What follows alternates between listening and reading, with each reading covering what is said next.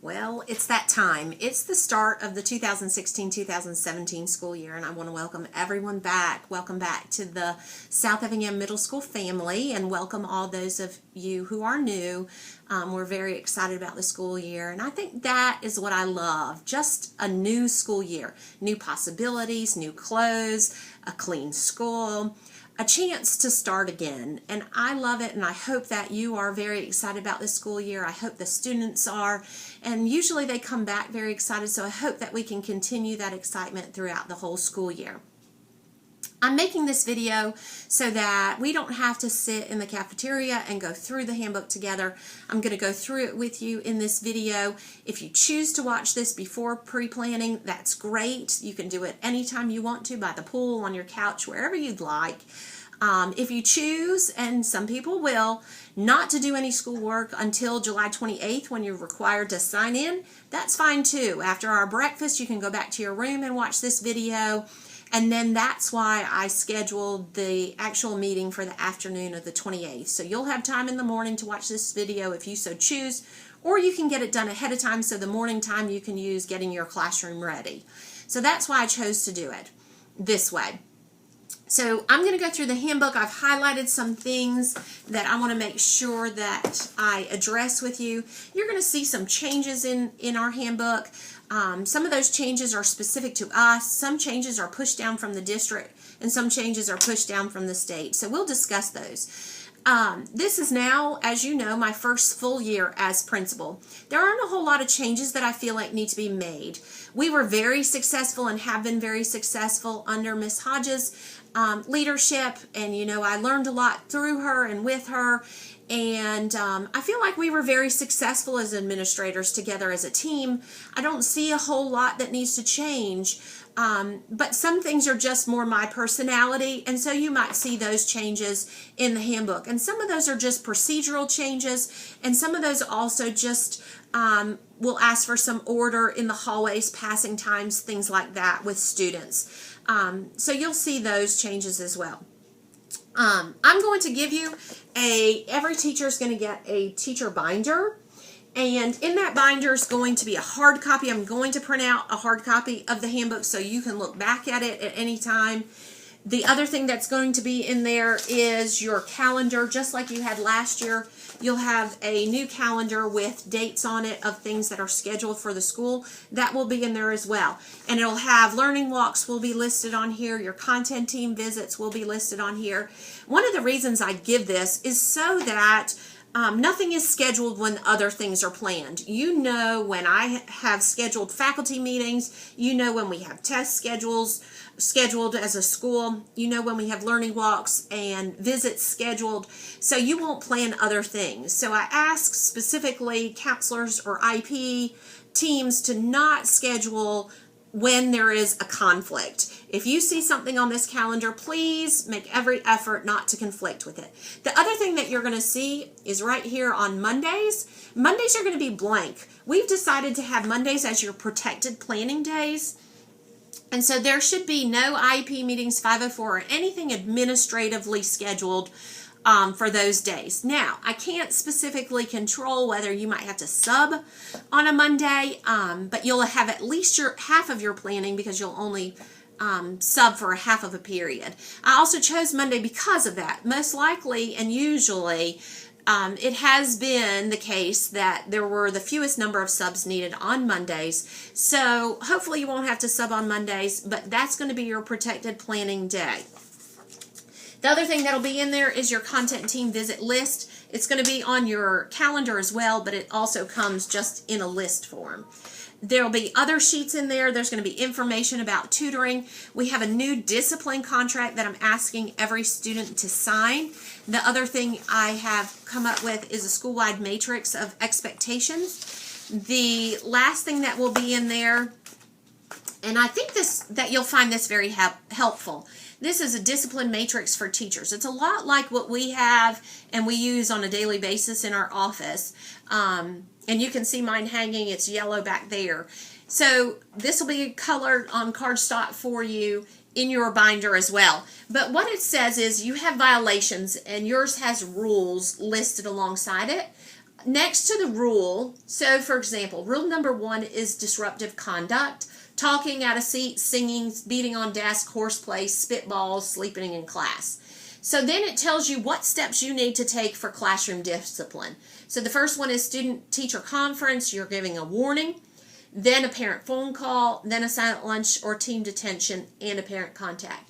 After those 3 violations, then you refer them to the office. However, if they break rule number 4, which is a verbal, ethnic, or racial slur, use of the F word or N word, they refer straight to the office. So I think that this will help you when you see things that the kids are doing in your classroom. How do I handle that?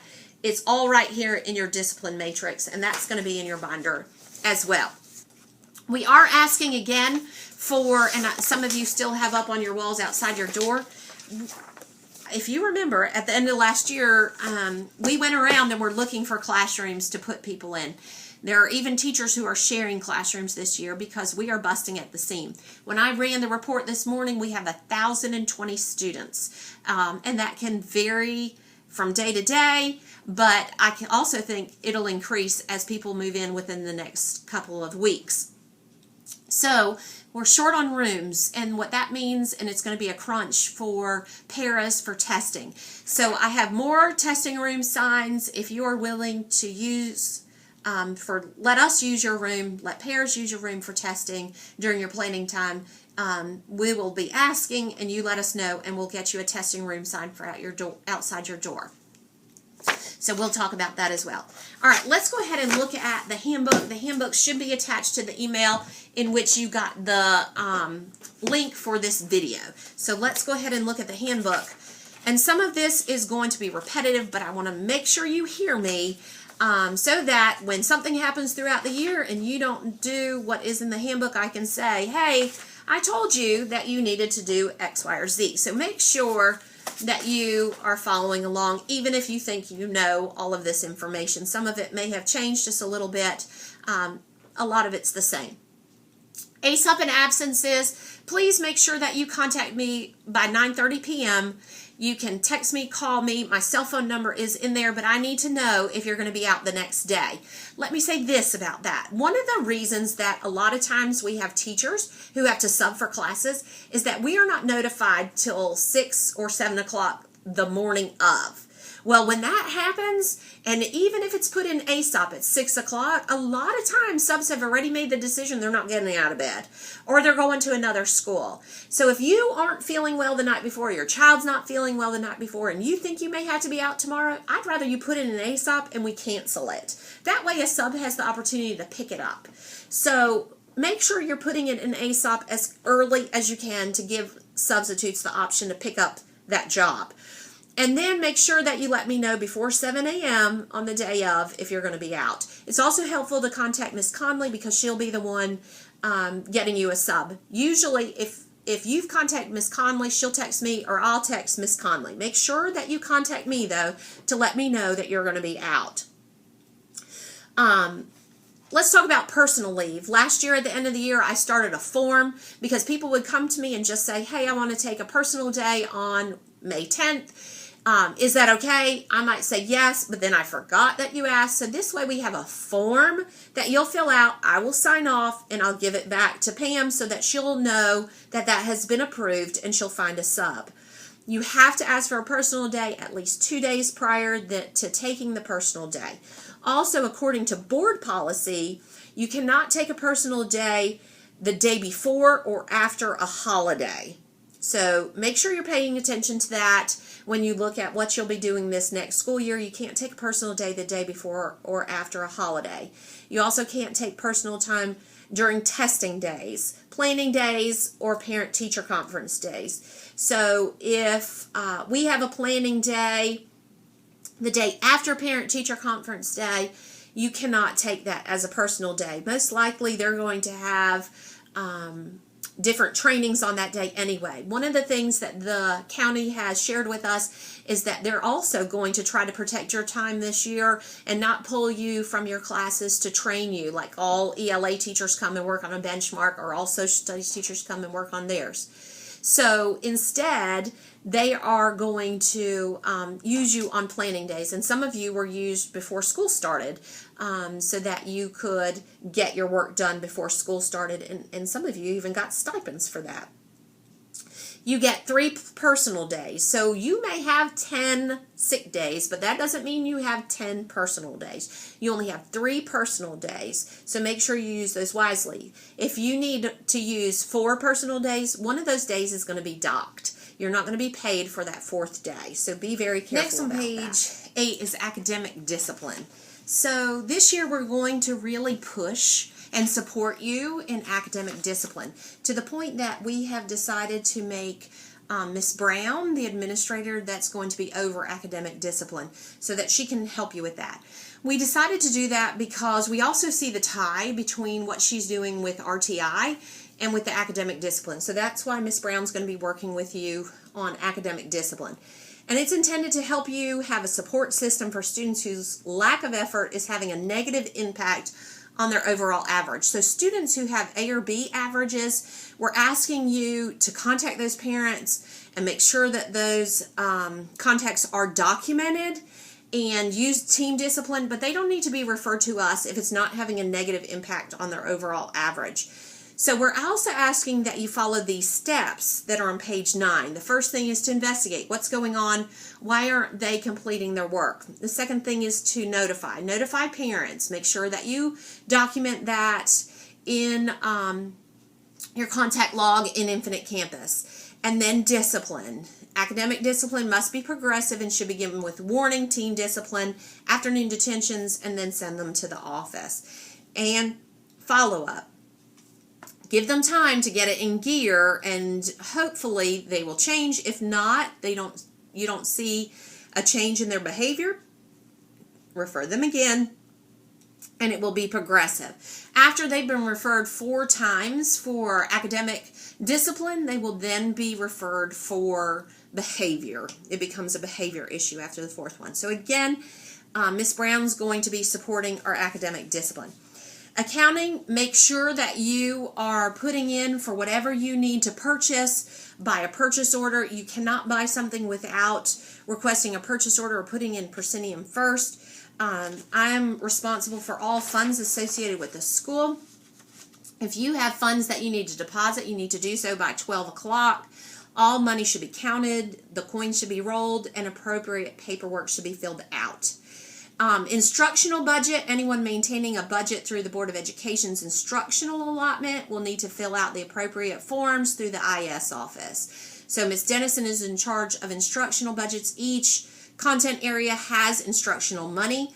That money is cut off usually in January, so make sure that you spend it appropriately and use it before it's gone. Fundraising projects, all fundraising projects at any school has to be approved by the BOE, and they ask for those during pre-planning. So if you know of fundraising that you're going to do, make sure that you let me know. No food fundraising can be conducted during the school day unless food meets the federal guidelines, which are included in the appendix of the handbook. Afternoon dismissal guidelines. This is a little different. And again, it's not changed from last year or any year before that. It's just the organization of it, and you'll see what I'm saying. At the end of the day, when students are dismissed, they're to be dismissed to 2 locations.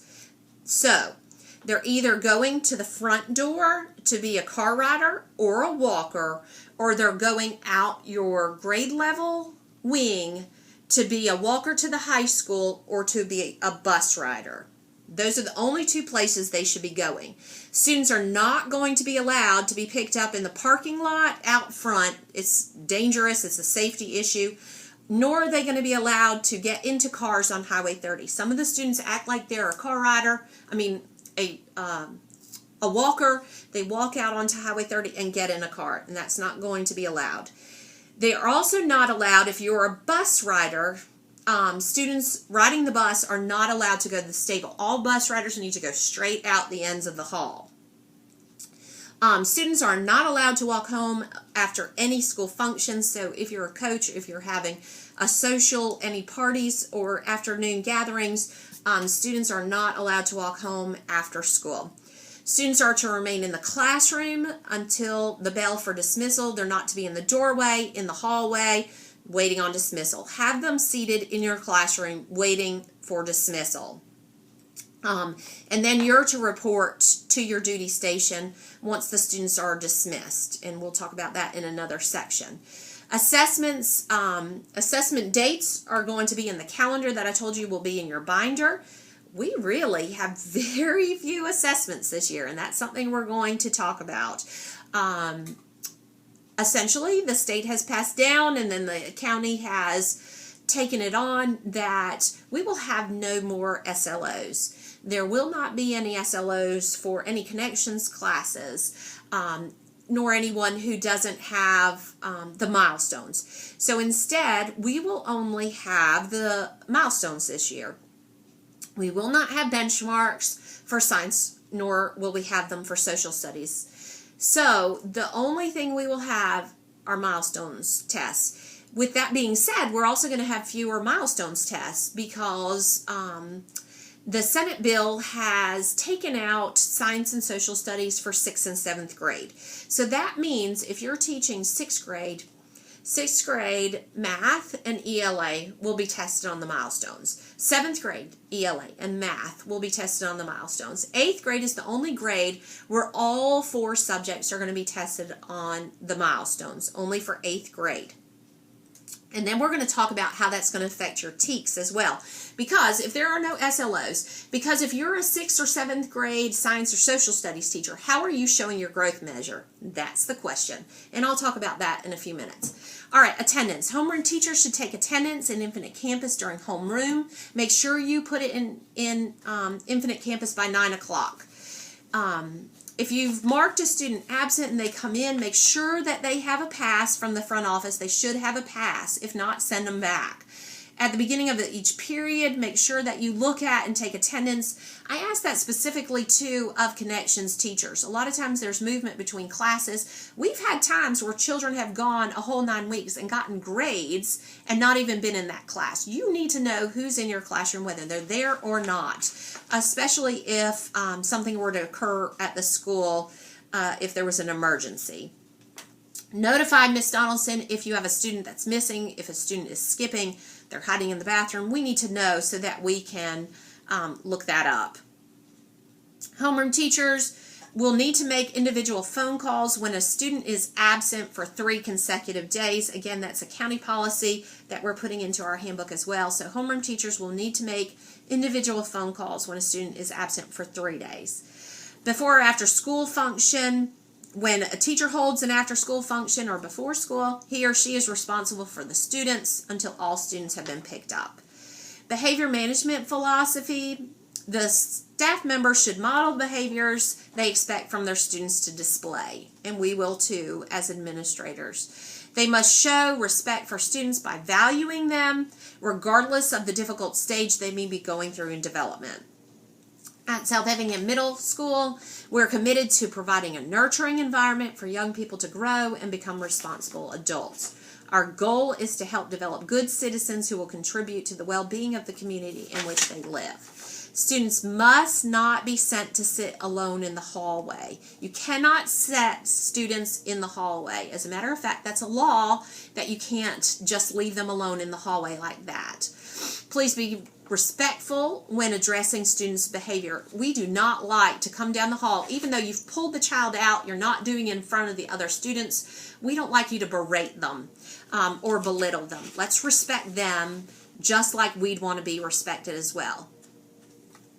All right, so then it goes on page 12 to talk to you about the behavior plan, and there's some school behavior expectations. Page 13 talks about behavior disciplines, says teachers should in general handle minor discipline problems either before or as they arise, and I think that will be helped by what I was showing you with the discipline matrix. You'll know what you should handle in your classroom and what should be sent up to us. So referrals should be sent to the office, and you should check, and I think it'll default to all of us being checked. So what we're going to do for discipline this year, so you're aware, and this on page 13, Miss Dennison is going to do 6th grade discipline. Brown will do 7th grade discipline. Dean is going to do 8th grade discipline, and I'll be doing the EBD classroom. Brown, remember then, too, will do all the academic discipline. If you feel like a STAR officer or a resource officer is needed, you need to request that through an administrator. You should not request for Deputy Davis to come down to your classroom to handle a student. An administrator has to come down there first, and then we decided if a deputy or a STAR officer is needed. Each referral should be made in Infinite Campus with as much detail as possible, and the directions are in the appendix if you need help. Teachers will have the authority to sign before or after school detentions for minor classroom infractions. Administrators will now have an administrator assign lunch detention. So we wanted to have a step, not just time out in office or the full day of ISS, but we wanted our own lunch detention. So we're now going to have an administrator assign lunch detention and an afternoon detention. So there are consequences reserved for administrative assignment only, and they'll be used as a step before ISS. You cannot lower grades just to use it as a punitive measure because of their behavior. Teachers are responsible for supervising students in the cafeteria. No student should be able to leave class without a pass. Students are not to be placed outside your door, like I talked to you about, unless you are directly supervising them. Page 14 also talks about the contact log. Make sure you use that because it really helps us when we pull up a child and we're going to discipline that child to see what steps you've already taken. Have you contacted those parents? So make sure that you use that. Plus, the other thing that helps with is if your child goes out for connections, which they will, when they go out for connections, let's say they go to Coach Downs and that child's being a problem for Coach Downs, she can pull it up and see that that child has been a problem for you. You've contacted the parents. Now she can contact the parents as well, and we can move along in their discipline. All right, then we have on page 15 talking about student discipline under the subheading. Teachers should follow a 3-step plan for discipline. So the 3 steps for each rule of the code of conduct can be seen on your matrix. That's what I was talking to you about. That'll be in your handbook, in your binder. Students and parents will sign and return a discipline contract. I told you there'll be a new discipline contract at the beginning of the year. And then you'll still have your pink discipline forms for you to send out students. Please be sure, if you just check off that a student needs a timeout, explain what's going on at the bottom. We need to know, are you sending a referral? Is this child up here just to sit for the remainder of the period? What's going on with this child? We need to understand, so please make sure you fill out those forms to the best of your ability. Then it talks about on page 15, cafeteria guidelines. Teachers should escort their students to the cafeteria. Teachers should remain in the cafeteria but may eat their lunch at the designated teachers' tables. Teachers must adhere to the beginning and ending times of the lunch period. Iced tea is also available for you at no cost. That's sweet and unsweet. For those of you who are new, that's always a nice thing for us to have in the cafeteria. Certification is the responsibility of you to keep up with all your certification matters. You can always contact Human Resources if you have questions about your certification, or contact one of us administrators and we'll help you with it as well. Child abuse reporting. All staff who has suspicions that a child is being abused, neglected, or sexually exploited must report the suspicions to an administrator or counselor immediately. Similarly, all suicide threats should be reported immediately. It's best to just report it. If you think there's something going on, you're better to report it and then have us or the counselors find out that there's nothing there than to not report it. Clubs and activities. No club will hold this meeting without the sponsor being present. Fundraising will be kept to a minimum. And advisors and teachers should remain in the pickup area with the students who are staying after school until all students have been picked up. Coaches and sponsors should always conduct themselves as a model of good behavior. Make sure that parent letters are sent home that outline the rules and policies, and letters should be signed and returned prior to the student's participation in the sport or in the club. Students under your supervision must be constantly supervised. Your responsibility does not end until the last participant has vacated the campus. Communication with home and community talks about email should only be utilized for communications when phone contacts have been exasperated and should never be the first mode of contact for issues of great concern. If you have concern about a student's academic behavior or just their behavior in general, it is best to call a parent. A lot of times people can hear things in an email that weren't meant to be said. They read into your tone. Make sure that you document that contact in Infinite Campus. The other thing is make sure that you notify the IEP file holder. That's always extremely important for them to know what's going on with that student. Let's say that you can't contact a parent. You send a note home, you send an email.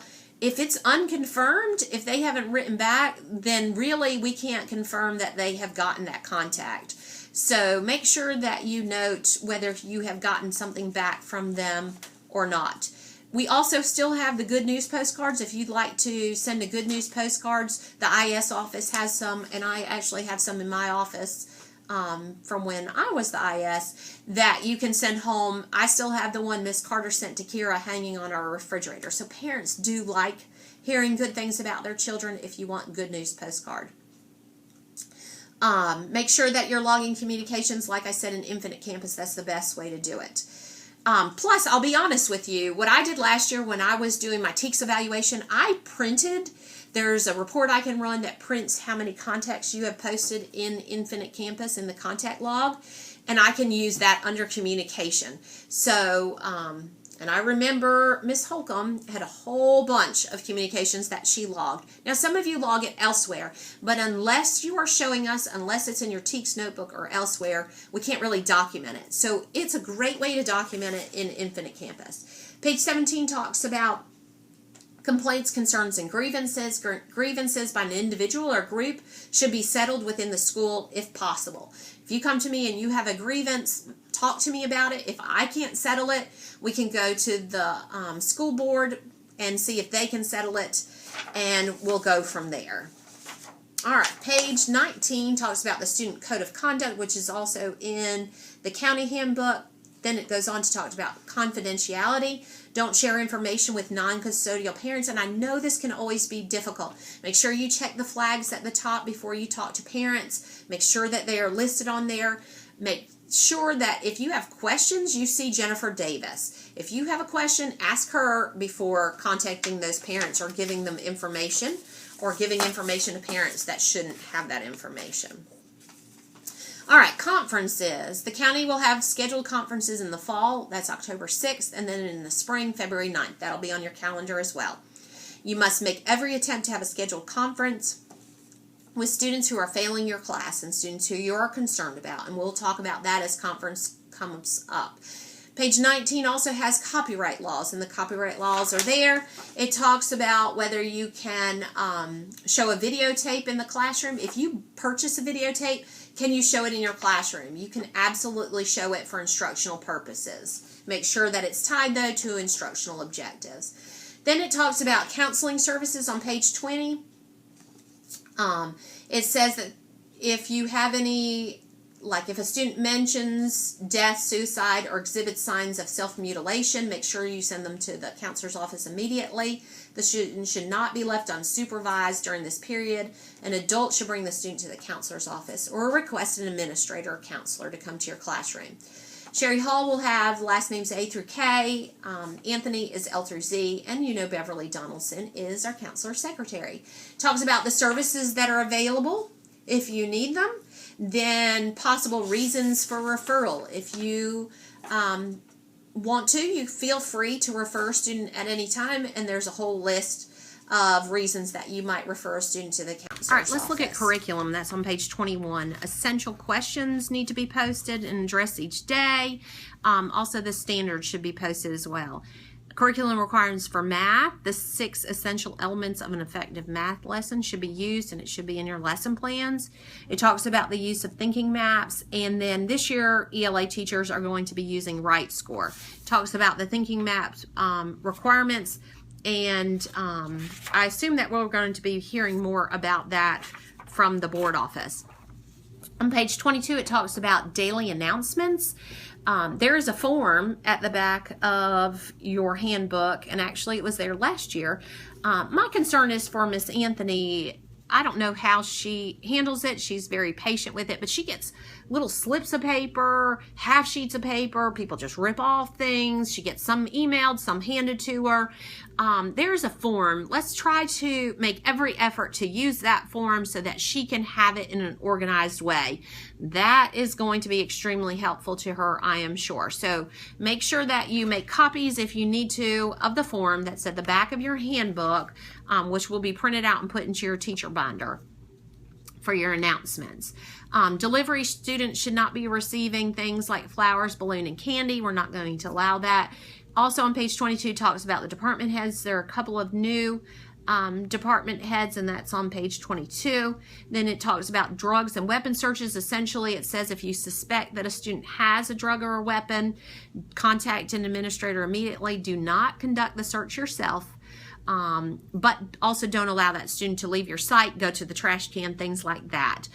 We will get down there as quickly as possible. Don't rely on just emailing us to let us know that a child, you think they might have a weapon or a drug. Make sure that we find out that that is the case. Again, don't you search them. Let us do it legally.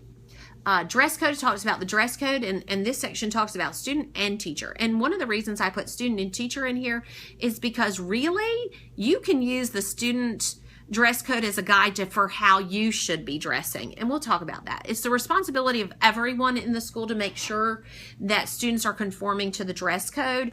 Homeroom and first period teachers specifically need to deal with infractions. The first step is to always try to fix it. I'm not going to stick a child in ISS or give them discipline if they could easily, let's say a child has an earring in his or her ear up here, ask them to take it out. If they'll take it out, that situation has been fixed. However, if they insist on wearing it every day, and every day you have to tell them to take it out, that's a whole nother situation. And we need to then up their discipline. But let's try to fix that in first period or homeroom. One of the other things that I saw was that people were being very lenient about the sweatshirts that they were allowing students to wear within their classroom. The problem is they leave your classroom and walk the halls and they have that sweatshirt on. So let's all stick, this is a rule in the handbook, and we're going to stick to those rules. So we're all going to try to be rule followers. We're going to show you, Miss Weber's going to have all the t-shirts in, so during pre-planning we'll show you what t-shirts can be worn Monday through Thursday, and then what t-shirts cannot be worn until Friday. So a lot of our students are buying t-shirts at Walgreens or CVS or Hibbett's, and they're wearing those during the week. The other thing that really got out of hand last year were club shirts. So students would wear those during the week. They're not allowed to wear those until Friday. So let's be careful about that. Let's talk about staff. I need staff, and I think it's important. If we want to be seen as professionals, we need to be dressed as professionals. And again, look at that student dress code. If we don't want students who wear shorts too short or too tight, then we shouldn't be doing it either. If we are appalled when a girl is showing her cleavage, guess what? I'm appalled when a teacher is showing it. So make sure that your cleavage isn't showing. Make sure that your shorts aren't too short or too tight. It should be the same for staff members, just like we wouldn't want to see on students. The next paragraph on page 23 talks about on Jeans Day, staff members may wear appropriate jeans. In other words, not too tight, not too baggy. It still needs to look professional. Even when you're wearing jeans, you can still look professional. Jeans passes can be used. However, you need to turn in your pass to Miss Glick, and she'll give you a sticker to wear for the day. That way, if an administrator sees you in the hallway, they'll know that you have turned in a pass to wear the jeans that day. Along the same lines, the county handbook says that teachers can only wear t-shirts on Friday. So we're going to make sure that we follow that we only wear those t-shirts on Friday. With that being said, if you use a jeans pass on a Tuesday, that doesn't mean you get to wear a t-shirt on a Tuesday. That means you need to wear a dressier shirt with those jeans on that day. If you want to wear a t-shirt with your jeans, then you would wear that on Friday. Fridays are going to be your days you can wear your t-shirt with your jeans.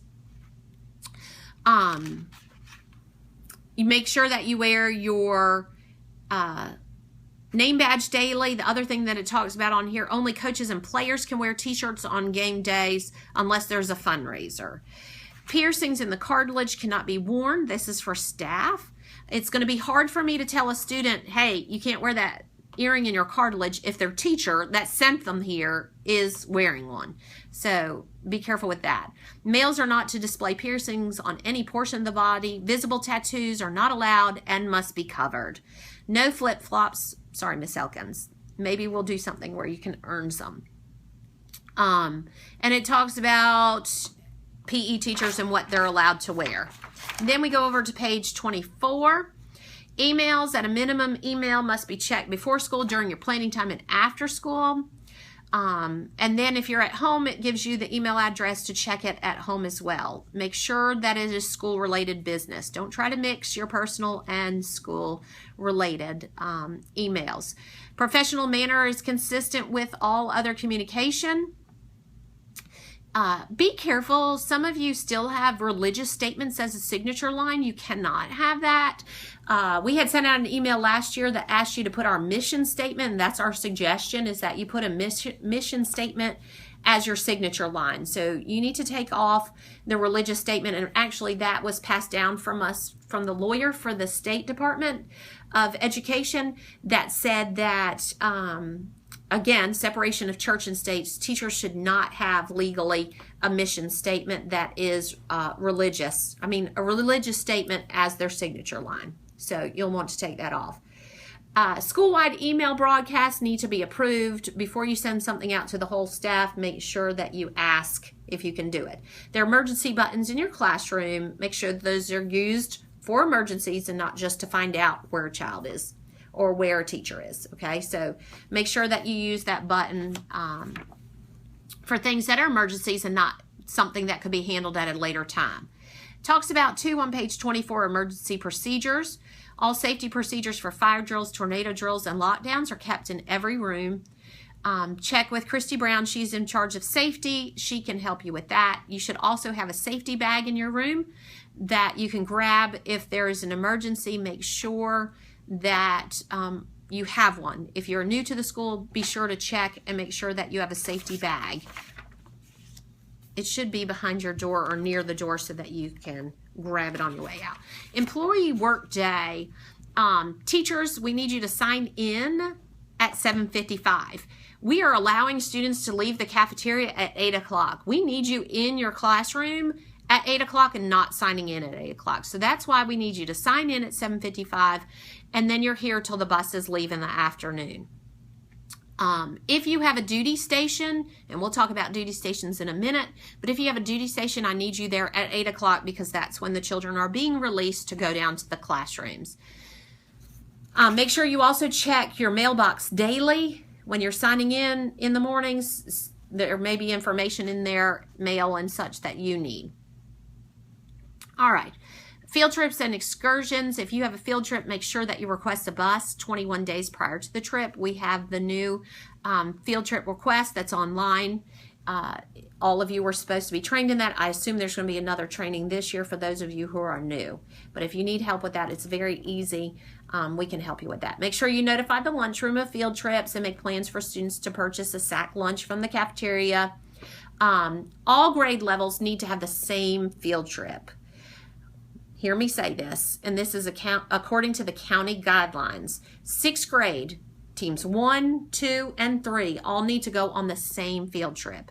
And it cannot be the same field trip that is 7th grade. We can't conflict with what another grade level is doing. So 6th grade needs to choose where they are going, and all 3 teams need to agree on it. Same thing for 7th grade, same thing for, well, 8th grade's a little different. So 6th and 7th grade, you should have a grade level field trip, and you need to make a decision about those. Hear me say this too. County policy also states, which I kind of got my hand slapped for because some of you had put in requests for field trips in May. County policy states that field trips cannot happen in May. I know it sounds ideal because that's after the milestones. Sounds perfect. But it causes problems for the bus shop, so we cannot have our field trips in May. So just know that up front when you're trying to decide. I have to turn Our field trips in at the end of pre-planning, so I need to know from grade levels. I know 8th grade will be doing the Ebenezer Alive and the Washington, D.C. 6th and 7th grade, you need to decide on what you're doing as a full grade level. Field trips can't be requested for May. That's on page 25 as well. Remember to notify the lunchroom so that they can get you your food. The other person you need to notify is Nurse Ziegler, so she can make sure that she has your medicine available for you. School buses have to arrive back by 2:45 for a field trip that's taken during a regular day. And regular size buses hold 65 people, and the long buses hold 72 if they're 3 per seat. All right, and all students are supposed to wear ID bracelets, and Jana Dials has those.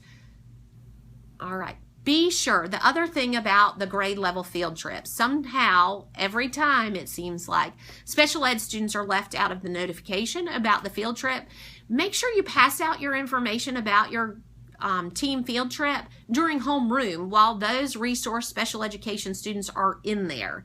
Make sure that special ed students are included in all grade level field trips. Same thing goes for, and we'll talk about this later, same thing goes for when you're having your days during the year when you have your, I want to say socials, the word has left me, but when your 10 days when you have snacks and things like that, make sure that you include special ed as well. All right. First day of school, I'd love for you to be here early on the first day of school. If you can be here by 7:50 so that we can get everything situated, you'll be down at your classroom and ready to go. Students who didn't get their schedule at open house need to come to the front office to get their schedule. Make sure that they're following the correct schedule, and that's why it's going to be important for you to check Infinite Campus. If a student isn't in Infinite Campus in your class, but they have their little piece of paper, they say, but I'm on your schedule. Well, that may have been printed 2 weeks prior to open house, or things may have changed. We had to balance classes or whatever. And so make sure that they get the right schedule, and we can print that out for them. All right. And as we've done in the past, about 3 o'clock, we'll call for students if they are unaware of what bus to get on. It amazes me how many students have no idea how they're getting home on the bus, but we call them up to the lunchroom and we set it out the maps and we figure out what bus they need to get on. We write it on a little post-it note for them so they can get on the right bus. And it's going to be really essential that we all help them get on the bus that afternoon as well. Forms, copy of all forms are located in the teacher's workroom. There's some in the front office as well. If you're taking the last one, make sure you copy it. Don't take the last one without notifying someone. Make sure we get some copies. Fundraisers, talked about fundraisers before as well. I have to turn those in at the end of pre-planning, so let me know. Furniture, all your furniture needs to remain in your classroom. So if another teacher wants to have your desk, I need to know about it. One of the administrators needs to know about it. So movement of furniture needs to be cleared through an administrator. What seems to be happening is that furniture is going up missing and we don't know where it is. Well, it's passed from this person to this person to this person. And at the end of the year, I don't want to request things that we don't need just because I don't know where that actual furniture is. At the end of the year, we're going to have you write down a furniture inventory so we know what's in your classroom. And so from here on out, we'll know where all furniture is, how many desks we have, how many teachers' desks we have, so we can have a better idea of what furniture we have within our school. So that's the information about furniture. Then on page 27 is grades, assessments, and homework policy. It talks about the fact that tests are not to be graded by students. Talks about grading policy. Homework should be relevant. Remember that if you have fewer than 3 homework assignments, that needs to go into the classwork section of your gradebook. You shouldn't just have 1 or 2 homeworks. You need to have a minimum of 3 in Infinite Campus in order for it to be in the homework section. Teaching teams should coordinate their homework assignments to ensure that their students will not have excessive amount. Then school-wide activities when school-wide activities are scheduled, I take that into consideration as well. And then students are responsible for making up their work. No more than 2 tests can be scheduled on the same day, so you have to talk on your team as to who's scheduling tests on what day. So no more than 2 tests. And the same thing goes for no more than 2 major projects scheduled to be due during the same week. As a general rule, to prevent one wrong answer from counting more than 10 points. Make sure that you're not having any one question count more than 10 points. So make sure that, have 10 questions at least. And that's a county policy as well. Minimum of 4 assessments for each 9 weeks. A minimum of 3 classwork grades for each assessment. When students do activities as a group, grades should be given to each student individually, and it should be based on the individual student performance. Homework for middle school students, and again, this is county policy, should not be more than 5 hours per week. We had a lot of complaints last year for the amount of homework that students were given. And so make sure it's an average of 60 minutes per day, but no more than 5 hours. And again, I think that's within the communication of your team. Make sure you know what everyone else is assigning. Study time is counted as part of the overall homework time. Use the preset tags, late, missing, incomplete, and exempt, and cheated. These will show up very clearly for parents on the parent portal. Tag assignments as missing if the student was absent, but just know that that missing is going to come up as a 0 for them in their average. When they turn it in, take it off so that 0 will be gone. Projects, it talks about project grades will be based on the level and intensity work required. Final grades for the project will be considered as a test grade. Any projects must be preceded by an information sheet so that the parents know what's going on. A lot of you have where you send home those project sheets and the parents sign off. In addition to the final project grade, you need to have checkpoints along the way so that you'll know where students are with their project. Transfer grades, I think we handle that very well when we get those transfer grades in. We just fill those into our grade book for any open spots. Teachers are really good about coming to me and saying, well, the grades were really low at this school, but I'm seeing something different here. They're doing really, really well. Do I have to fill in the 58 for every open spot? And we talk about it. So we can have that conversation as well. Talks about zeros. The expectation is that prior to assigning a 0, you use a variety of strategies, including but not limited to conferencing with the student, parent contact, loss of incentive, silent lunch, team detention, academic detention, opportunity to redo the assignment, parent conference, and referral to counselor. Again, this is where academic discipline comes into play. If students aren't doing their work, we want to do something and discipline them so we can get that work done so that 0 won't be there. And what was in the handbook last year, and it's still highlighted this year, if it's important enough for you to assign it, that means it's important enough for you to assess to get a grade. The other thing that I want to make sure that you hear me say is, I do not think that there should ever be a time when an assessment has a grade of a 0. If you're assessing what a student knows, unless they earn a 0, if you're assessing what a student knows and they just didn't turn it in, well, then you didn't assess it. Okay, so that's where we're going to, and some of you are great about it, talking to us. We put them in ISS till it gets done. We move through the academic discipline, but we're not giving an assessment grade of a 0 unless it is earned. And I find it really hard to believe somebody's going to make a flat out 0 on an assessment. Students are given 3 days to complete and submit assignments when they're absent. Then it talks about on page 29, it talks about the posting timelines. If you have homework classes, post those. There's no advanced posting needed in Infinite Campus in the parent portal, but you have to score it and enter that within a week. Tests and exams, you have to post those in parent portal 3 days before the test, so parents know that there's a test coming up. Again, 1 week, it has to be graded. Projects need to be 5 days before the project is due. And then you have 2 weeks to grade those. So be sure that you're looking at this. This is a county policy. I've just put it into our handbook. It also talks about the grade distribution. Assessments are 50%, classwork's 40%, homework's 10%. It talks about submitting grades. Make sure that you post when the due dates are. Jennifer Davis tries to be very lenient with you all, but when she says she needs it by 10, that's because she's got to make sure she has everyone. She's got to run her reports, and push it out. So be sure that you are turning in your grades and posting them when Jennifer Davis is asking you to report that information. Make sure that you are posting your information in Infinite Campus every week. Miss Dennison is going to work to check grade books every 2 weeks, so make sure that you are keeping up with that.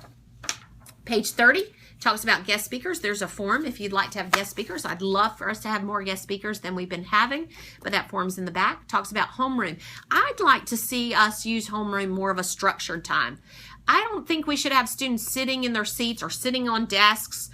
They should be working on something. They should be sitting in their desk, not on top of it, sitting in it, doing something. That'd be a great time to encourage them to read something.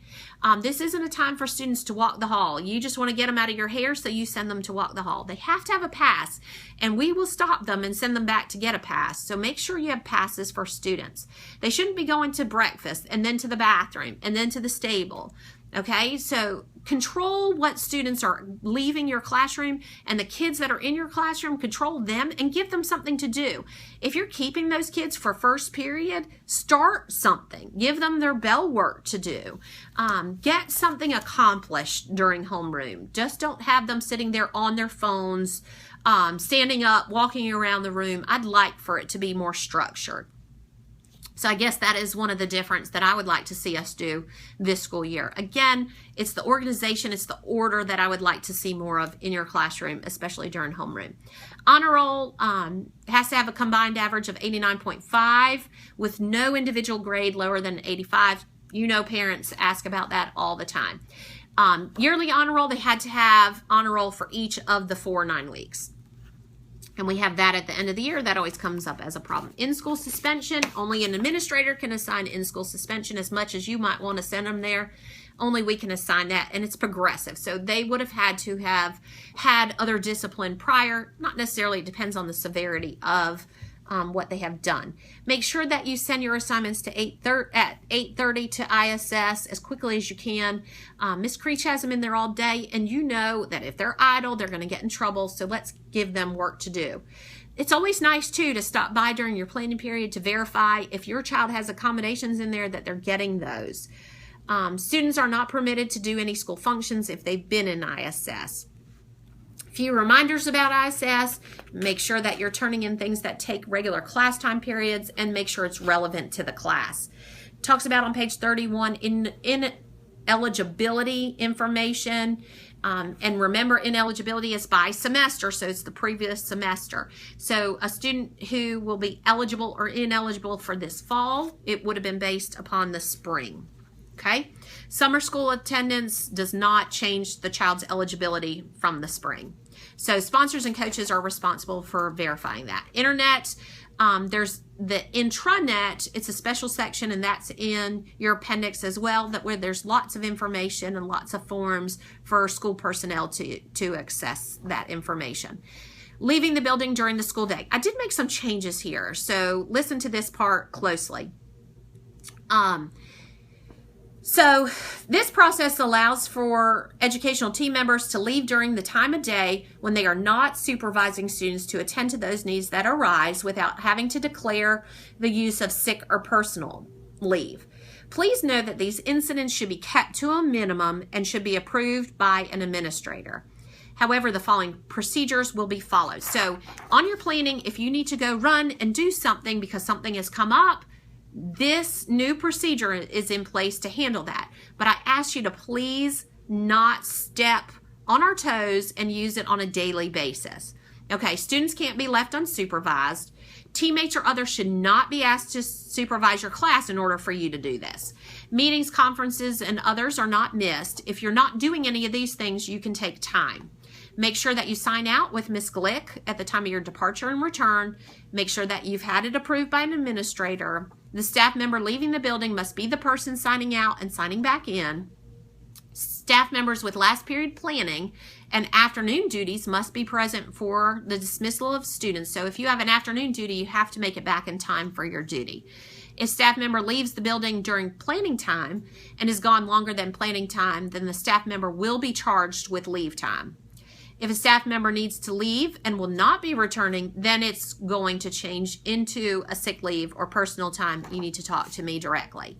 And like I said, if you abuse this. So essentially the process is this. If you need to run and do something during your planning time, I'm not going to make you take personal time or sick time. If there are no students that are left unsupervised, you're not asking others to watch your kids, you're not missing any meetings. So it is your own personal planning time and you're not missing anything, then you can take it. You have to sign out with Leslie and sign back in with Leslie. If you're over your planning time though, I'm going to charge you with leave time. And if you end up staying out, of course, then you'll be charged. But I do not want you to abuse this. If I find out that you're abusing this and taking it more often, and that's part of the reason you're signing in and out with Leslie, then we'll just stop it. And then if somebody specifically is doing it, then we're just going to have to move to that person using personal time or sick time. And we'll do it on a person-to-person basis. All right, lesson plans. Make sure that you post those by 9 a.m. on Monday mornings. 9 a.m. on Monday mornings. And it also tells you how you should save it. If you're a mentor, make sure you help your new person, your protege, with doing that. Emergency lesson plans should be turned in by August 26th to Miss Conley. All right. And remember the other thing about lesson plans that we've talked about before, that it's important for us to have our essential question there. Make sure you have differentiation. This is your way to document what you're doing in your classroom. We can pull that for TEKS. Make sure you have your assessments in there. Make sure you have your assessment uses in there. If you're showing a video, I need the video in there as well. If you're showing a video, make sure that you have filled out a video release form, that you are getting Miss Dennison to approve that. She needs 5 days to be able to watch the video. You can't just give it to her the day before and say, I want to watch this tomorrow. We have to approve it, so it doesn't give us enough time. So make sure you fill out the form, which again is in your appendix, and give it to her 5 days prior to your desired showing date. No PG-13 movies and no R-rated movies. PG movies will have to be watched by Miss Dennison to see if they are approved. And again, lesson plans are really important. It's a great way for us to document what's going on. Talks about lockdown codes, level 1, level 2, and level 3. Level 1, close and lock your door and continue instruction. Movement is limited and monitored. Level 2, lock doors, moderate alert, continue instructions, but don't let any students leave. We're really at a level 1 every day. Level 2 is more heightened, students stay in your room. Level 3 is a full lockdown. Lock doors, take cover out of sight. And we will have in September practice. We're going to have a training on September 8th of intruder alert and what we need to do, and then on the 9th we'll actually practice with our students. Talks about maintenance and security. Don't put the nail holes in concrete. You can ask Mr. Glisson to help you with anything like that, and ask an administrator before you make any major changes like holes or painting or things like that in your classroom. Have students pick up large pieces of paper. Have them look around themselves and clean up. Remove any excess trash from the classroom. Make sure there are no fire hazards. Make sure you return any equipment to the media center, and turn off lights when you leave the room. Makeup work guidelines. We think it's really important for students to maintain appropriate attendance and discipline, but if they're out, we need to make sure that they're getting their work done. And when they have an excused absence, they have 3 days. We can also take points off if it's an unexcused absence. And that's all in the makeup work guidelines. Master calendar. Ms. Glick has the master calendar. If you're needing to use any areas or activities that you have planned, you need to tell her. She will then talk to Miss Dennison. She's going to keep it on an Outlook calendar for us. The other thing is we want to make sure that we have the heat and air on. If you're staying at night, and you're going to have something in the cafeteria, you want to make sure that Eric Harris has the heat or air on for you. Talk to Coach Downs if the gym is needed, and talk to Miss Phillips if you need the media center. The other thing is, if you need a particular setup, you need to talk to Sandy about that. Or if you need cleanup, we need to talk to Sandy about that as well. Also discuss with me if you need an officer for your event. If you need to have Deputy Davis because your booster club or someone will have to pay for Deputy Davis to be there. Media Center is open from 8 to 3:50 every day, and it talks about sending 4 or fewer students to the Media Center at one time. Just because you want to get kids out of your hair doesn't mean you send them to the Media Center. You can have classes, schedule those with Miss Phillips. Again, fewer than 4 students. She also has STEM activities that she can do in the Media Center, so that's a great thing for you to contact her about and see what she can do to help you support your students when it comes to the Media Center. Medicine for students, you can't give any students medicines. You're going to send them to the nurse for any kind of medicine. Meetings, check the Outlook calendar regularly. And again, this calendar that you'll have in your teacher binder, make sure that if you're scheduling meetings, you don't conflict. The other issue that we've had this year is, for example, 2 8th grade IEP meetings. Well, Miss Dennison or I at the beginning of the year did 8th grade discipline. I can't be in both of those. So try not to schedule 2 grade level IEP meetings at the same time. Let's try to put everything into the Outlook calendar so we'll know what conflicts there are. Staff have to sign up in the front with Leslie for the conference room. We only have the one conference room now, so make sure you're signing up. Again, Mondays are protected planning days. And so let's all work together to make sure that we don't have meetings scheduled on those days. Monitoring students should not be left unattended for any reason. All teachers are expected to be at their assigned duty stations before and after school. Faculty and staff in each wing should visit student restrooms several times a day. Teachers are also responsible for checking roll at the beginning of each period for attendance purposes and in case of emergency situations that may arise. Students not reporting to class should be dealt with accordingly. Never leave your students unsupervised. When standing in the hallway between classes, position yourself where you can view the classroom. When students are eating in the cafeteria, teachers must eat where they can see and supervise students at all time. And we talked to you about that last year when you were putting students up on the stage for silent lunch. They weren't silent and they were just playing. They weren't being supervised. And so if that is your lunch detention, you need to supervise it. We're going to have our own lunch detention that we will supervise and make sure they're silent and doing what they need to be doing. That will be yours in the cafeteria if you're putting them on the stage. Then we have the duty roster. I did change this year. I've tried to do it per 9 weeks. So a lot of people will have it 2 9 weeks, but like they'll have the first and third 9 weeks. So look at the duty roster and we'll remind you when the 9 weeks change so you can make sure that you're at your duty stations. So be sure to look at the duty roster on page 36 to 37. 8 to 8:30, classroom teachers should be in their classrooms to receive students and monitor classroom behavior. I'd rather you be in your classrooms doing work, writing on the board, putting everything where it needs to go, passing out graded papers to the students to control their behavior in the classroom. We have people positioned in the hallway so we can monitor those. Make sure that they have a pass though, and Miss Clark will be monitoring intervention. Hall oversight between classes. Team teachers should be in the hallway. This is when you need to step out. The other thing I'd like to see is more of when they're moving, when your team is moving, all the 4 classes shouldn't be in the hallway at the same time. It should be organized how you walk from class to class. So make sure that your team works on that.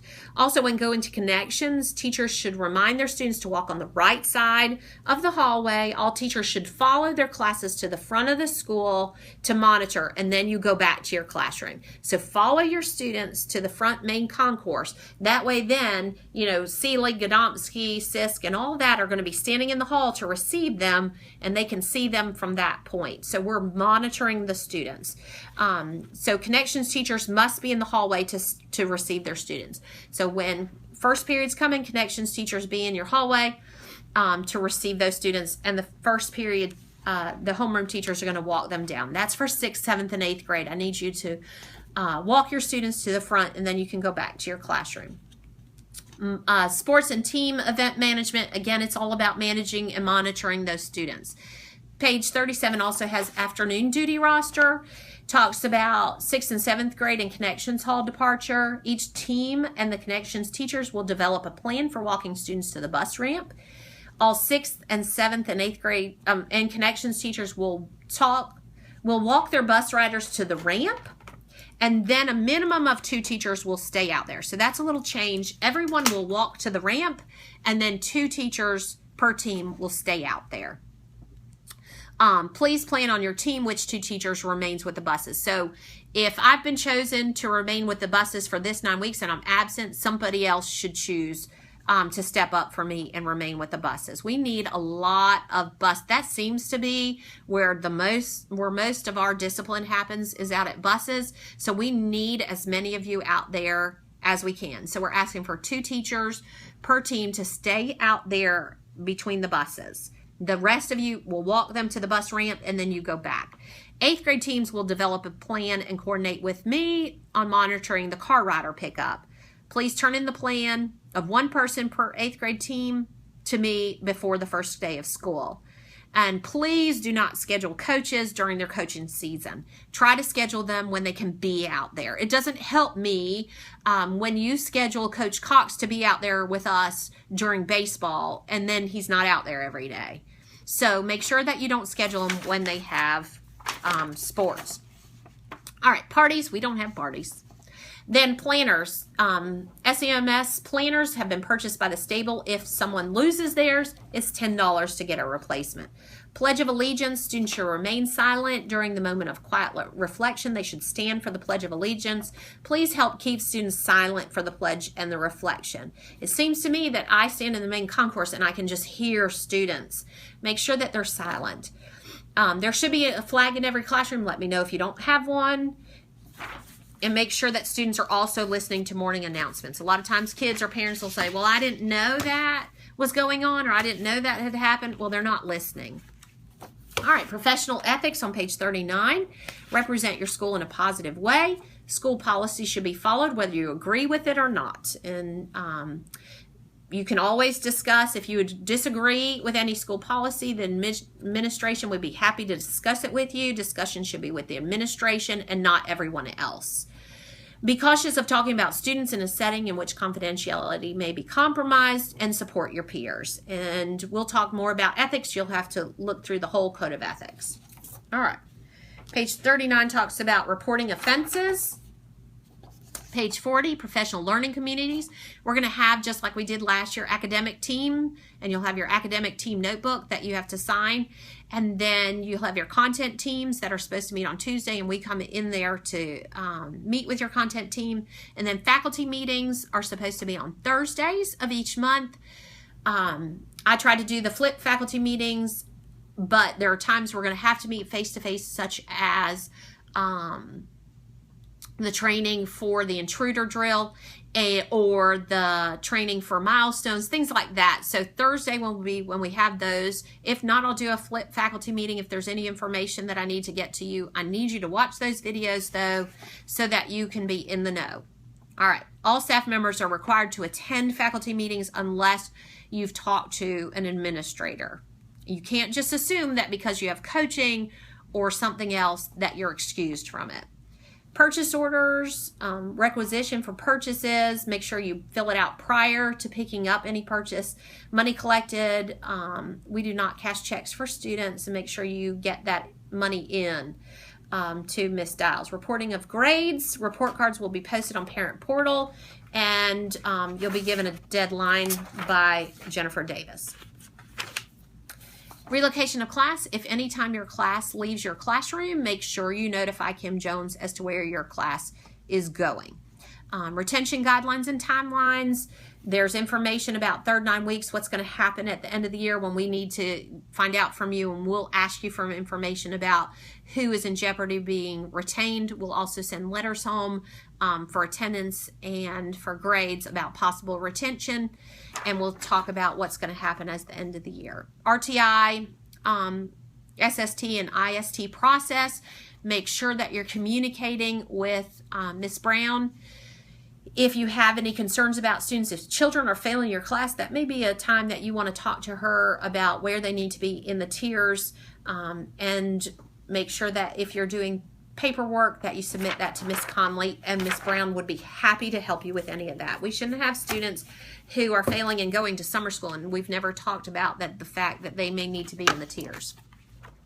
All right, schedule changes, page 43. You have the first 2 weeks of school to figure out if students aren't placed correctly on your team. So make sure that you use that time to kind of feel out students where they are. And unless a change is officially marked in Infinite Campus by the IS or another administrator, usually Jennifer Davis, they're to remain in that class until it's changed in Infinite Campus. Again, if you need to change a child's schedule, you've got to talk to someone first, make sure it's an Infinite Campus. Social networking, tell us about social websites. An educator who posts information on social websites that include personal information, provocative photographs, use of alcohol and drugs, sexually explicit messages must understand that if students, parents, or other employees obtain access to such information, the educator's professionalism is compromised. And let me just say that with hiring new people, as I've been interviewing them, guess where the first places I check? I look at their Facebook page. So just know people are looking. That's also goes back to the ethical thing. If you have a problem and you don't like something we're doing at school, I don't need you to boast that and put it on Facebook as well. If you have a problem, come talk to us. Don't put it and air the concerns that you have about South Middle or me or another administrator on Facebook, Twitter, or anything like that. We need to handle that grievance here as at a school. It only makes us look bad as South Effingham Middle School. School health, contact Miss Glick or Miss Jones if you need to locate the nurse if she's not in there. You have health passes. Make sure that you're using those health passes. Okay, screen all students when it comes to the nurse as well. Screen all students to determine if there is a true need. And I know some of you are really good at that. Be careful, though, that you're not blowing it off. If they need it, they need to go. If students return to your class, check for a health pass. Let's talk about that, too, talking about needing to go. We cannot, I know this deals with the nurse, but we cannot, if a child keeps asking to go to the bathroom, we cannot say, sorry, you can't go. We may need to say, I'm in the middle of instruction. If you can wait 5 minutes, I can let you go. But we cannot stop. If that child says, I'm sorry, it's an emergency, I have to go, you need to let that child go. I cannot tell you how many times we've had accidents because teachers haven't let a child go to the bathroom. And then we have to deal with the parent who is furious that their child, who's in 8th grade, 7th grade, or 6th grade, had an accident in front of their peers. It's not something we want to fight, so we're going to let them go to the bathroom. If they are abusing it, we need to have that conversation with the parents or conversation with us. But if a child is pushing that they have to go to the bathroom, we need to let them go. We cannot tell them no. We can say, right now I'm in the middle of teaching. Can you wait 5 minutes, please? Or make sure that they know that they can go at the beginning of your class or the end of the class. But if a child comes up and says, it's emergency, I've got to go now, we can't say no. All right. Special education, we have resource model, we have co-teaching, and we have inclusion. We also have consultation. I don't know that we have any children on consultation right now, maybe some speech children. And then sports clubs, I've got all the people who are your coaches and assistant coaches and in charge of clubs. The other thing that we have is the stable. It's run by Miss Weber and Miss Davis. The staff is allowed to keep a tab, but you have to pay that tab within the first 5 days of the next month. And I know she'll appreciate getting your money because she uses that money, and we'll talk about that in a minute. Students can go to the stable with the pass between 8 and 8:20. When that bell rings, she cuts it off. After school, only car riders, clubs, and sport teams with their coach's approval can go to the stable.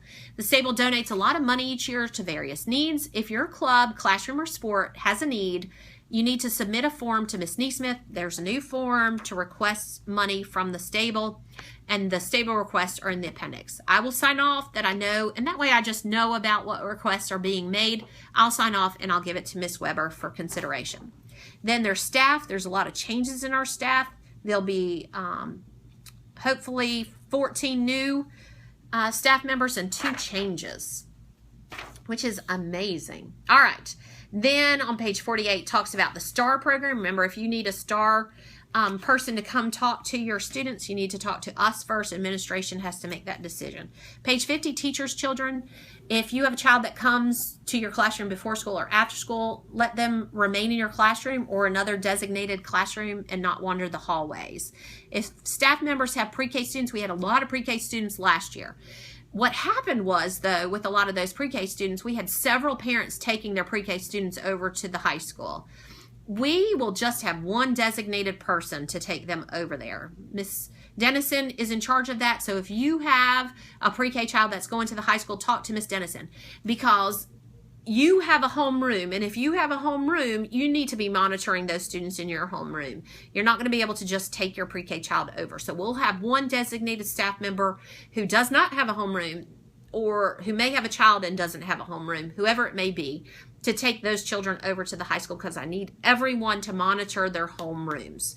If you're driving a bus, I need you to drive your bus, get into the school, and go as quickly as possible to check your mail and get to your classroom. Again, it's all about monitoring the students. It's not going to go very well if there's a fight in your classroom. The parent calls me and says, well, where was the teacher? And I say, well, they just finished their bus route, or I say they were walking their pre-K child to the high school. It doesn't matter. We have to monitor those students. So if you have a child coming here in the afternoon, just make sure, we don't usually have a problem with it, but make sure they're in a designated area and just not running the hallways. There can always be issues with them in contact with 6th, 7th, or 8th grade students as well. So the other thing is, during pre-planning, we have 5 days of pre-planning, and I know some of you are going to struggle. There's some of our staff members who both work here, husband and wife, and they have children. So I know that you're going to struggle with your children. Please, again, don't abuse me saying this, but if there are times that you have to have a child here, I understand that. I just want to know that there are children on our campus. There's going to be a lot of movement. There may be furniture moved. I need to make sure that they're safe as well. The other thing is, I need you to focus on your job. So if we have, like, for example, this faculty meeting where I need to go over the handbook and things like that, I need to know that you're focused on what you need to do at that point. So meetings, if you have scheduled meetings and things like that, I need you to make sure that you're there and aware, and that children are not going to be in the way. But I also know that sometimes there are situations where they have to be. I just need you to contact me and talk to me about those situations. We can't have Camp Kira for 5 days. I think she got burnt out during post-planning.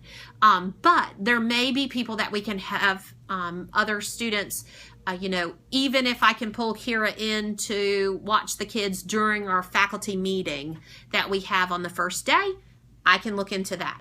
Please let me know if you have situations where you don't have someone at home, a family member or such, that can watch your children. Okay. Technology SysAid. Make sure you put in a SysAid if you need something fixed. Don't just stop our people in the hallways. And do not move any computer equipment. Telephone use, calls of personal nature are to be kept to a minimum. Same thing goes with text messages and things like that. I can't tell you how many times we have parents call and say that their students tell them that teachers are texting all the time. Make sure that you put your cell phone on silent when instructing and supervising students.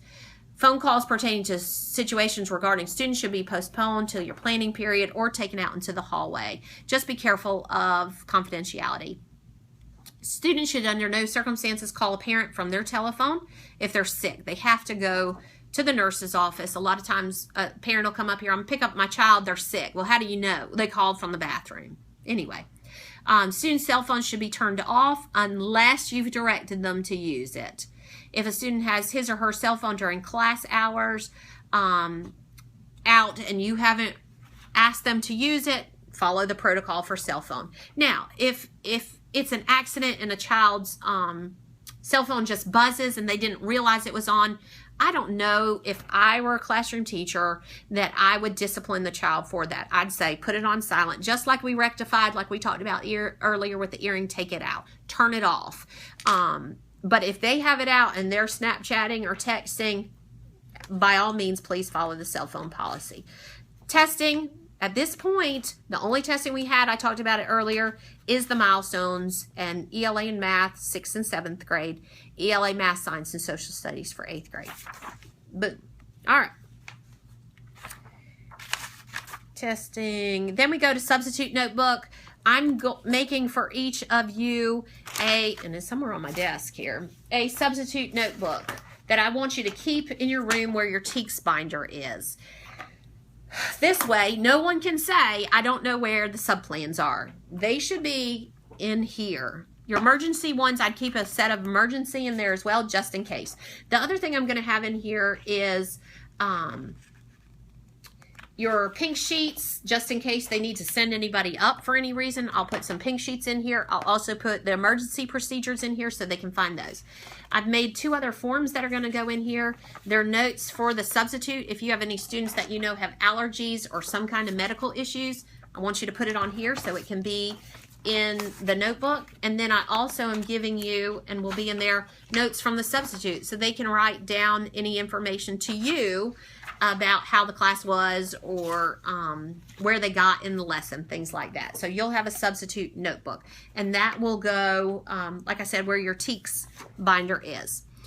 Make sure that you don't expect the substitute to teach. Have work that they can do independently. I know that when I covered classes, when I was teaching, the last thing I wanted to do was get up there to teach. I wanted to take my papers that I could grade while the students were working. I could monitor them, but I could also be getting work done since that was my planning period. So don't expect somebody to teach when you're not here. All right. Teacher evaluation. TEKS is changing.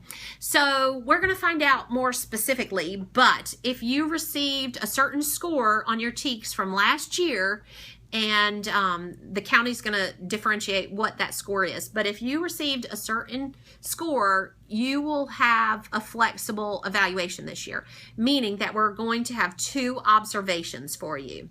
So those of you who did well on your TEKS last year, most likely you're going to have 2 observations this year. New teachers, new to Effingham County, or if you had any problems last year, like 2s on your summative evaluations, you're going to still have the 4 walkthroughs, the 2 formatives, and our summative. So that's great news. And we'll talk more about that when we do meet, but, and we'll be letting you know in the back of your handbook, it does have who your evaluator is. We'll also let you know if you're going to be the one that needs 2 evaluations or the whole thing. We'll have the orientation. I'm scheduling that for the day before students come back on the 3rd, August 3rd. We'll do the orientation and you'll know more then. But you will be evaluated by TEKS. I would say this though. For the evaluation, with your 2 evaluations, I want you to think about, they haven't told us yet if those will be 2 30 minutes or 2 10 minutes, a 10 minute, a 30 minute, I'm not sure. But let's say they're 2 30 minutes. That's 60 minutes I'll be in your classroom at the most. So, for formal evaluations, I need all the evidence I can get when I'm doing your evaluation at the end of the year with all 10 standards that you're doing those things. So for those of you who only have 2 observations, that's great, but we need more evidence then. That means your notebook, or if you're going to put stuff onto the platform, you need to show us evidence that you're doing all of those things. Good information though. All right. Now,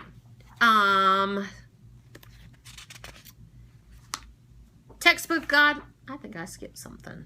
49 to 50. Here we go. 50. All right. Due to the importance of testing days, please refrain from scheduling field trips. But luckily, we only have the milestones now. So we have a lot fewer tests. Textbook guidelines. Make sure you keep an updated record of your textbook. Tobacco use. Staff members should not use tobacco in the presence of students or on school property. Please don't use tobacco at school. Tobacco is prohibited in all schools in the Effingham County school system in our office buildings. Visitors on campus, all visitors are required to register at the front office. Parents wishing to observe their students in the classroom can fill out a request to observe a student form with Ms. Neesmith or another administrator. If you see someone who's unfamiliar in the building, you should ask them if you can help them and escort them to the front office. And then in the appendix, we have the schedule. We have your team assignments. We have the state mandated assessments, which is the milestones. We do still have GAA. Academic calendar is in there. Retest guidelines. One of the things with the retest guideline is that retest opportunities should be limited to those students scoring 79 or lower. End of course assessments and not quizzes should, unit tests or end of course test assessments can be those that are retested, and the retests should occur within 5 days. There has to be remediation. My suggestion too is with the new tutoring time that you're going to have, you can use that to remediate. That would be my suggestion to you.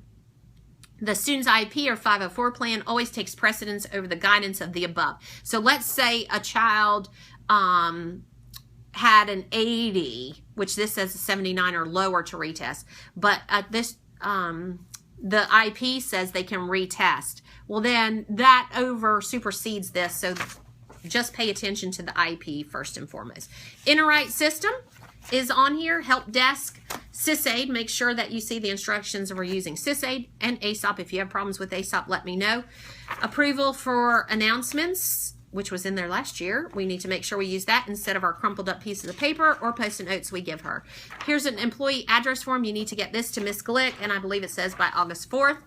After school social protocol. If you want to have an after school social, you have to do these things. PD Express. I don't know how much you're going to need to do PD Express, but if you're going to sign up for something, there's the information. And then there's information about intervention referrals as well. Facilities use. If you need to use the facilities, there's a form. Here's also the form for requests for funds from the stable. Then field trip procedures. I kind of talked about those already. Field trip sign out sheet. How to enter behavior referral. Your points of contact. These are your evaluators for TEKS. And like I said, I'll let you know if you're having the 2 observations or the full thing. And then I have also included in here the administrative duties that are broken up by what I'm doing, Brown, Dean, and Dennison are doing. So if you ever have a question of which one of us you need to talk to about a certain situation, it's all on there for you. So the last thing that I really want to address with you is the tutoring. Each of you has, or you are going to, set up what day of the week, morning or afternoon, that you're going to do your tutoring. And we'll come up with a form that we're going to pass out to all parents so that they know who has tutoring, what their room number is, what day and what time, whether it's in the morning or afternoon. This information will go out to the parents. And then this is the information that'll go out to the parents as well. Morning tutoring is 7:30 to 8. Afternoon tutoring is 4 to 4:30. The expectations are that students sign up to receive an invitation from their teacher for tutoring 24 hours in advance. No open tutoring. So that means that they can't just show up on Tuesday morning. You have to know 24 hours in advance that they are coming. Students and parents must fill out the form available from all teachers and the front office requiring the tutoring to be scheduled rather than open allows for advanced and more effective communication. Scheduling also allows for a teacher to be prepared for the session. With teachers having 24 hours notice of attending, it allows the teacher to structure a more effective tutoring session, which expectedly will be greater retention and enhanced performance. Students may attend tutoring with other teachers in the same grade level. Again, they have to sign up. Students must act appropriately during the tutoring session and must be productive. Unproductive students will be asked to call their parents and be picked up. They will not be allowed to attend tutoring again. So tutoring begins promptly at either 7:30 or 4. Students should be outside the classroom waiting to enter. Students need to arrive on time for the session or they will have given up their spots. Students should not be waiting on students to arrive. Once entering a tutoring session, students must remain for the entirety of the time. No students will be allowed to leave until the end of the tutoring session.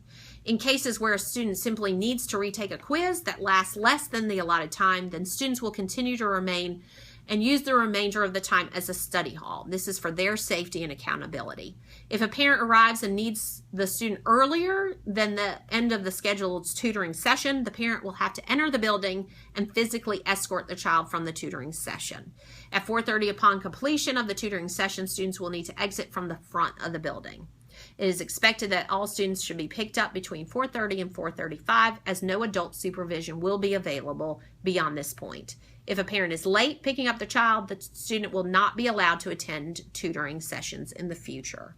Okay, so it's not just open tutoring. They need to notify you. So there are going to be weeks of your scheduled tutoring that you will not have anybody coming. But you can also use that time for discipline, for the retesting like I was talking about, remediation, whatever you need to, you have that time scheduled in your schedule each week. But there may be weeks that you don't have anyone. I would assume the first couple of weeks, no one's going to have anyone come to their tutoring time. But it is being at least offered. And we can make sure that parents are aware that we are offering this service to them, whether they're taking us up on it or not. That's their choice. Okay, so big changes from the state that I talked about. One was the TEKS. Fewer evaluations. I'll let you know who you are. And then the other one is testing. No SLOs, no benchmarks, just milestones. Okay, so now let's talk about TEKS with that. So all of you have to have growth. And that's a measure of your TEKS and your TEKS evaluation. So your growth was supposed to be measured, those of you that had SLOs, by how students grew on those SLOs from the pre-test to the post-test. The other ones of you who had milestones, your growth was shown from the previous milestone to this milestone. Okay, well, some of you don't have any of that anymore. So 6th grade science, 6th grade social studies, 7th grade science, 7th grade social studies, and all of the connections classes don't have any growth that they're going to show anymore because there are no milestones or SLOs for those classes. So how are you going to have your growth? This is the tricky part, and this is where we're going to need your help. So what the state has decided to do is districts can choose, and our district has chosen to do it as a district. All right, ELA and math growth for students across the district will be your growth. And that will count as 30% of your TEKS. So your evaluation is going to be based on every one of our students, ECMS students, and Ebenezer students' growth average in ELA and math. So I suggest you start supporting those ELA and math teachers. There's a whole lot of weight that's going to be on their backs because their growth is going to affect you. So make sure that you are helping those teachers. Make sure that we are writing in every classroom, that we are addressing comprehension skills, inferencing skills, all of that, and more so, how great for us that we're doing the STEM where we can pull math into everything, into science, into social studies, and into the ELA classroom. So our growth, your growth, is not going to be measured by an SLO or the milestones anymore if you are social studies, science, or connections teachers. Your growth is simply based upon the county's average growth for ELA and math across the district. So that also means not only should we help our teachers here, but we need to help teachers at Effingham County Middle School and Ebenezer. If we're doing something better and our growth looks better, let's say in 8th grade ELA, we need to talk to Ebenezer and say, hey, this is what we're doing. Y'all want to get on board with this, or these are some ideas. So we're really going to have to work together if we want our growth to be good. And so that's where we are. And you'll find out more about that. That'll be on your orientation that we'll do. Our LEAKS orientation on August 3rd is what that's scheduled for, as long as they send us the PowerPoint by then. So that is the handbook in a nutshell. That's all the changes that are coming to us. Like I said, there's not big changes here at South Middle. We're very successful as we do already. The only things were walking in the hallway to connections, monitoring in the hallway when your classrooms change, and monitoring homeroom. Those are some of it's about monitoring, really, and just organizing your students and having them walk in appropriate ways in the hallway, in just organized ways. So other than that, I will see you at school on the 28th. We'll have the breakfast in the morning. In the afternoon, we'll have our meeting. I think you might have a quiz over this handbook that I've just done the video. So I hope you've listened and not been cooking while you're just listening to me, or you're hearing me, not just, you're actually listening, not just hearing. So we will see you bright and early, and we look forward to it. I hope that your excitement continues. Ours will as well. You'll see changes here at the school, and we'll talk to you about that when you get back. We have some exciting things that we'll talk about.